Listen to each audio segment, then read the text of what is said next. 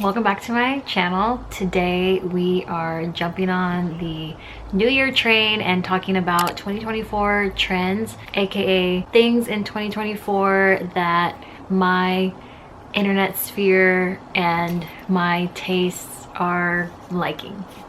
So the things, the different algorithms that follow me on different apps, these are kind of what I'm seeing and what inspires me and what I will be incorporating into my wardrobe this year. As an overview, I want to mention the girlification of fashion and trends.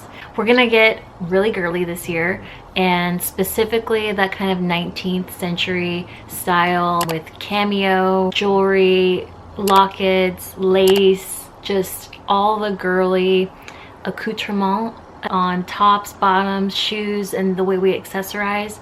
I think that will be coming back in over time. We already kind of saw it with the long ribbons and bows of last year, but this year I kind of see us taking a more focused interpretation of that trend, whereas maybe last year it was bows and ribbons just kind of like tacked on places that didn't make sense. Now it's going to be more, not necessarily functional, but ribbons in places that either are gathering together a garment or as a piece of jewelry versus just ribbons kind of like stuck on your body in different places. I'll talk first about accessories. I think we're going to see a lot of heirloom and sentimental jewelry. I know the Italian charm bracelets had their moment last year. I still see those hanging around. I do have some of my own. I have some that I picked out the charms myself, a combination of Depop and Etsy. That's the fun part about that, is just making a piece that's unique to you. And charms just in general just bring such nostalgia, I think, for all of us, whether it's back from your childhood or things that were passed down. Charms always give you that warm feeling of having something that's personalized and unique to just you. So along those lines, we're gonna see chunky charm bracelets or chunky charm necklaces, which I'll talk about this gorgeous necklace that is custom for me in a bit. Also seeing this type of chunky charm on bracelets, also lots of lockets, just anything that evokes that heirloom feeling, something that is passed down, jewelry that you come across at an estate sale or garage sale that you could tell was sentimental to the person or just to you or someone in your family. I think that's going to be really big this year. In a similar vein of the heirloom things, I think we're going to see more. We've already seen this, but I think we're going to see more watches incorporated as non-watch items. So watch rings, which we know and love. Also clock faces as bracelets or as chokers, or just worn in interesting ways. I've seen a lot of really cool Depop shops where they take old watches and rework them into really unique jewelry pieces. But I think we're going to see a lot of things with different initials that mean something personal to you. So now we'll move on from accessories and talk about clothing items. We'll start with the bottoms first. I think that obviously capris and pedal pushers, they are pushing for their moment. They are here to stay. I know some people don't like the silhouette. I like all of it. I like the low-rise interpretation that we kind of borrowed from the 2000s and Y2K era. And then I also like the more mid-waist 60s, 50s silhouettes as well. I like all different materials. You can do it in plaid, black, colored pedal pushers, with the little slit on the calf, without it. They can be kind of more athletic material like nylons or those stretchy shiny materials, or just a plain hard slack type material. I think that they work for so many different ways. I think they're cute with graphic tees, they're cute dressed up, they're cute with little corset tops. I love them. I've always loved capris, even when I was in elementary school when they were popular, at least for my generation, and I'm glad to see them back again. Obviously, in regards to just pants in general, I think that low waist is still having a moment, kind of feeling out their place in 2024 and the new silhouettes that we have, while also being popular in the vintage realm, which 2000s Y2K is still a really hot ticket vintage item, really sought after era right now, and I don't think that's going to change anytime soon. Speaking to that, I think we're also going to see those really expensive, high quality vintage brand like 2000 jeans. Citizens of Humanity, 7 for All Mankind, True Religion. What else was there? Those are the main ones that I can think of right now, but I think that vintage denim were good cut and good quality denim, as well as really unique washes. I think we're gonna move away from the baggy pant silhouette and more into straight leg boot cut, not really a massive flare or anything, just a more uniform, chilled out bottom silhouette. I did fall into those huge baggy pant trend. I was also pregnant last year, so I think I'll keep them. I had this really strong urge to put them on Poshmark at the end of last year, but part of me kind of wants to keep them. What do you call it? Like the bungee waistband, bungee adjustable waistband, and also at the ankles from Urban Outfitters that everyone kind of bought last year. I bought those as well in black and white. Yeah, like I said, I was pregnant, and I think if I do get pregnant again, I might want to have those around. Also with denim, I think we're gonna see more dark washes, and those washes that are like a medium blue but with like a brown wash on top of it, if that makes sense. Those really unique denim colors, I think we're gonna see those come back. The warmer months, I think we're gonna see, whereas bloomers had their moment last year and the year before, I have some. I plan on wearing them again this year, and you know, they may be a trend, but I look at trends coming as things that I want to incorporate in my wardrobe just because I like them, and I'm not gonna be recycling my closet every year just following trends. If I like a trend, then I'm incorporating it, and I'm probably going to keep wearing it even when it's out of style. So yeah, I think that bloomers are still going to be a thing, and then along those lines, I think we're also going to see silky shorts, the bloomer in a more toned down way, where if you don't want to wear like the ruffled, you know, straight up bloomer that was really trending, I think that companies are going to find ways to take like a basketball short silhouette and then maybe add like a lace frill on the hem or something girly to like zhuzh it up, like really nice materials. Maybe also like a boxing short, like something shiny and low-waisted that you can dress up or dress down with your little kitten heels or some ankle booties or mid-rise boots. I think that that silhouette, that jorts and boots, kitten heel with sock look is gonna still be really popular. So any kind of like silky sport, like boxing, soccer, basketball type short, I think is going to be really cool to see people interpret it in different ways in the warmer months. And for tops, I really think that we are going to not see any more of baggy graphic tees, which I still love. I have those in my closet and I will still wear them from time to time, but I think that we're moving away from that silhouette as an overall trend that people are actively looking for. I think we all have enough in our closet, so it's time for something else to shine. So I think we're going to see more fitted silhouettes in tops, and I also think that we're not going to see the crop top anymore. Well, okay, I take that back. We are going to see the crop top. People are, especially Gen Z, is super into crop tops and like a baggy jean that's like their uniform. So obviously we're still going to see it, but personally, myself, I don't think I'll be buying any crop tops, and if I do, it would be to layer on top of something that hits at the waist. But I think that for tops, we're going to see more form-fitted and hitting at the waist come into style over everything cropped. Crop shirt and high-waisted pants is kind of, for me, that's something that I'm steering away from and embracing more of like a lower bottom, and then also your top be showing a little bit of midriff, but basically hitting at the waist for them. I also think we're going to see layers under sheer tops.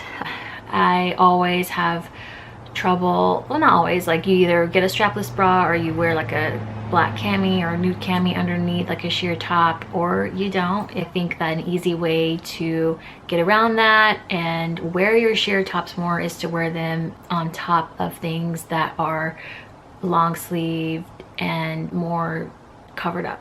I also think belted mid-length coats are going to be sought after. Like anything that really gives you a waist and feels feminine but also is comfortable. And a leather coat, like a puffer coat, Any coat, any material, if it is belted at the waist, I am gonna have my eye on it and possibly buy it. For shoes, I think the kitten heel is still having its moment.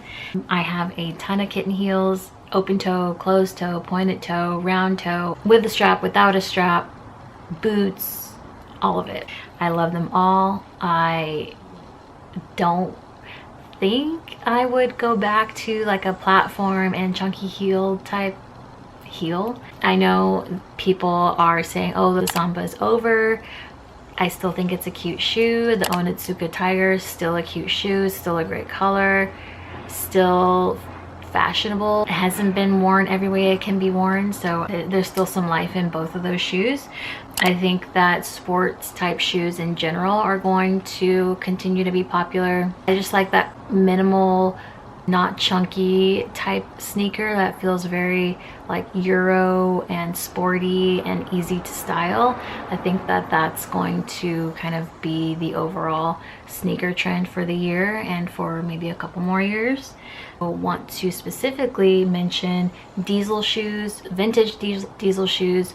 I think we're going to have a big moment this year. They have already started having it. Last year I purchased my first vintage pair, I want to say in 2021, and I've just seen them get more and more popular. I found a pair on Mercari for like $10, something crazy, and on Depop they're going anywhere from, you know, you're lucky to find any under 60 bucks.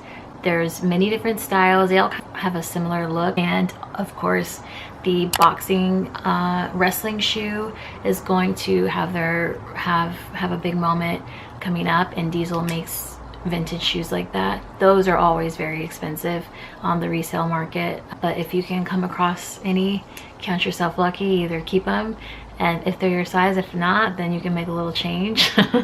And yeah, I think that anything with laces and straps, more strap, not gladiator sandal type straps, but I think that Mary Jane's with strap, kitten heels with like the top of the foot strap, like those are very chic and timeless, and they're gonna be around this year as well. For accessories, big bags are here and they are not going anywhere. Hair scarves, wearing your hair with cool, easy accessories is going to take off this year. Hair scarves a la Thelma and Louise, bonnets for all times of year. We'll see cool interpretations of bonnets for the different seasons as well. I know that the scarf top had a moment, but I think that we're really going to see scarves worn as an actual hair accessory. I also think in the for winter we're going to see a lot of lace gloves and arm warmers. Also anything with like a girly flourish, rosettes and bows, frills, ruffles, that type of thing. For hair, I think that undone hair is going to kind of reign this year. I think the Dyson Airwrap and the big fluffy 90s 70s blowout is still gonna have a moment, but also just kind of letting your hair do what it does, and as long as it's healthy and moisturized, then your hair is done. Not necessarily having like a specific barrel curl or like a wave, just whatever happens. I think we're gonna start tiptoeing around the side part. I don't think we're gonna see a very exaggerated side part that starts here or anything, but more so an off-kilter middle part to kind of test the waters. Think more Kate Moss and indie, and not necessarily the big swoop. And then also for hair, I think we're gonna see a lot of unconventional hair accessories, different things just incorporated into braids and free-flowing hair. Colors, personally I'm going to be wearing dusty gray purple color, and I also think that powder light blue color is going to be really popular this year. I personally love those two colors. They're winter colors that still bring a little happiness and life to a winter wardrobe, and they're also very chic and understated for the warmer months. Random hot vintage items I think that are going to see resale prices go high for are Miss 60, Diesel, Anna Sui, Citizens of Humanity 7 jeans, those type of 2007-ish type denim is going to be sought after. And also the Chloe Paddington. I think that that is going to be a bag that people are going to wish they had purchased a couple years ago, before people start realizing that it's a sought after bag and the prices start going up. I bought one last year in 2023, maybe in September, and I paid about $120 for it in a brown color. I'll show it to you. So I'm gonna show you guys the jewelry that I talked about, and the diesel shoes I have, and then the Chloe Paddington bag to kind of, if you aren't familiar with those things, kind of like see them in real life and not just, you know, from a Pinterest picture. So let's talk about this beautiful necklace.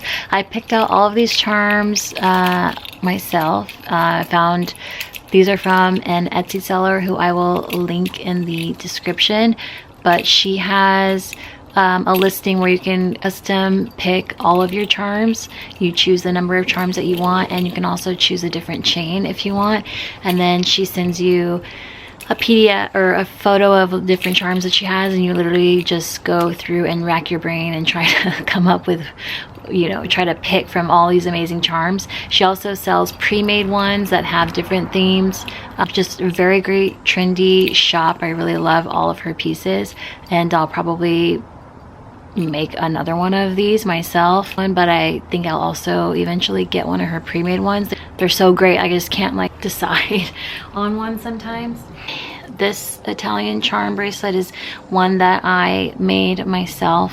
That's the cool thing about these, you can literally make them yourself, so that like nostalgic and just personalized element is even better when you make it yourself. You can clip these together just with your bare hands, you don't even need a tool. But I got my charms from a combination of Depop and Etsy sellers. Let's see if it'll focus. I was talking about watches in cool and interesting ways, but obviously like this is kind of a mashup of the Italian charm trend and then a watch. And then these, one of them was like a mystery, like you order them off of Etsy and then you don't even know what you're gonna get, so that's always fun sometimes. But I like it. I like the charms that were chosen. I love these long charms as well. These do kind of pinch your arm hairs or your skin. A trick to doing that is that when you're putting it on, have it snap together before you bring it down to your wrist, and same when you take it off, versus having it open on your past your wrist, then it's gonna snag on your skin. Or any kind of like personalized charms in general, like DIY charms, I think that that's going to be popular. These are just little really inexpensive brass plated gold charms. One's a locket, and it's just some random chain I have left over in my jewelry box, so I can put a bunch of these on. I can put a spacer, I can just wear one of these charms at a time if I want to. I think that that's going to be really in this year. I actually got this from a seller that sells these, but these are kind of popular on Etsy right now, these charms. And this is my Chloe Paddington. If you are interested in this bag, I do recommend it. It is heavy AF. The lock is heavy, just the whole bag is heavy. This lock is a weapon. And then if you can get one, the whole point is like the lock. Obviously, if you find one that doesn't have the lock, you're gonna get it at a really great price, but that kind of takes the fun out of it. And then mine also still has the key as well. I do not lock it, but it's nice to have that option. And then it has huge side pockets on both sides and a huge middle. So yeah, that huge bag trend, bag lady, that is me all day. I love a big bag, especially now that I have a child. You need a lot of space for things. If you don't have kids, you still need space. There's just so many different things that you can carry in a bag. And don't you love being that person that has, yo, does anybody have X, Y, and Z? Oh yes, I do.